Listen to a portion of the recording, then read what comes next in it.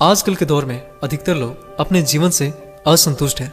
उन्हें लगता है कि मैं ही गरीब क्यों, मैं ही दूसरों से कमजोर क्यों। उन्हें अपने आप में दूसरों के मुकाबले कमी लगती है। वे इसका दोष भगवान को देते हैं और उन्हें अपनी स्थिति का कारण ठहराते हैं। तो इस छोटी सी कहानी में आपको इस प्रश्न का संपूर्ण उत्तर मिल जाएगा। तो चलिए सुनाते हैं आपको। बहुत समय पहले की बात है, एक गांव में धर्म उपदेश देने के लिए लगे हुए शिविर में भगवान गौतम बुद्ध पहुंचे। गांव के लोग अपनी अपनी समस्याएं लेकर उनके पास जाते और उनसे समाधान प्राप्त कर एक नई ऊर्जा के साथ वापस लौटते। गांव के बाहर एक गरीब राह में बैठा बुद्ध के पास आते जाते लोगों को निहारता रहता। उसने क्या देखा? दुखी चेहरा लिए भारी कदमों से लोग भगवान गौतम बुद्ध के शिविर में जाते और नई ऊर्जा के साथ चेहरे पर खुशी व आनंद लिए वापस लौटते। गरीब ने सोचा, क्यों न मैं भी भगवान के पास अपनी समस्या लेकर जाऊं। यह सोचकर हिम्मत करके वह भी शिविर की ओर चल देता है। शिविर में एक एक करके क्रमबद्ध तरीके से व्यक्ति को प्रवेश मिलता है, इसलिए वह भी अपनी बारी की प्रतीक्षा करने लगा। जो कुछ उसने रास्ते में देखा, अब यहाँ उसे साक्षात देखने को मिल रहा है। लोग एक एक करके अपनी समस्याएं बता रहे थे और भगवान गौतम बुद्ध चुपचाप शांति से सबकी समस्या सुन रहे थे और जवाब दे रहे थे। उसकी भी बारी आई। उसने भगवान गौतम बुद्ध को प्रणाम किया और बोला, भगवान, मैं ही गरीब क्यों?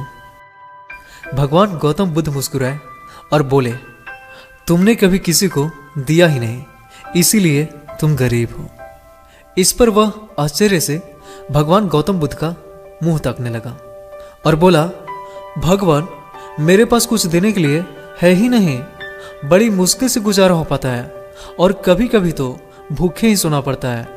इतना गरीब हूं, तो बताइए आप ही कि मैं किसी को कैसे कुछ दे सकता हूं। भगवान गौतम बुद्ध शांत भाव से बोले, तुम्हारे पास एक चेहरा है, किसी को भी मुस्कुराहट दे सकते हो। तुम्हारे पास एक मुंह है, किसी को भी प्रशंसा भरे कुछ शब्द दे सकते हो। जो हाथ तुम्हारे पास है, किसी के भी मदद कर सकते हो।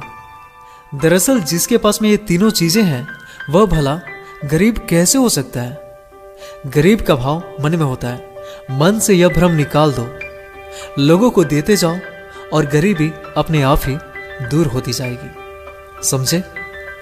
ये बातें सुनकर उस गरीब का चेहरा दमक उठा। उसे अपने प्रश्न का उत्तर मिल चुका था। अब उसके मन से गरीबी का भाव दूर हो गया था। इस शिक्षा को जीवन में उतारकर कुछ ही दिनों में उसका जीवन भी खुशियों से भर गया। इस पर कबीर दास जी ने एक बहुत ही बेहतरीन दोहे कहे हैं कि सबके पल्ले लाल हैं सभी साहूकार, गांठ खोल पर खा नहीं जा विधि रहा कंगाल। यानी हम सभी के पास ज्ञान है जो कि ईश्वर की अनमोल देन है, जिसे हम कभी भी जानने समझने की कोशिश ही नहीं की। इसीलिए हम सुख का आनंद नहीं ले पाते हैं।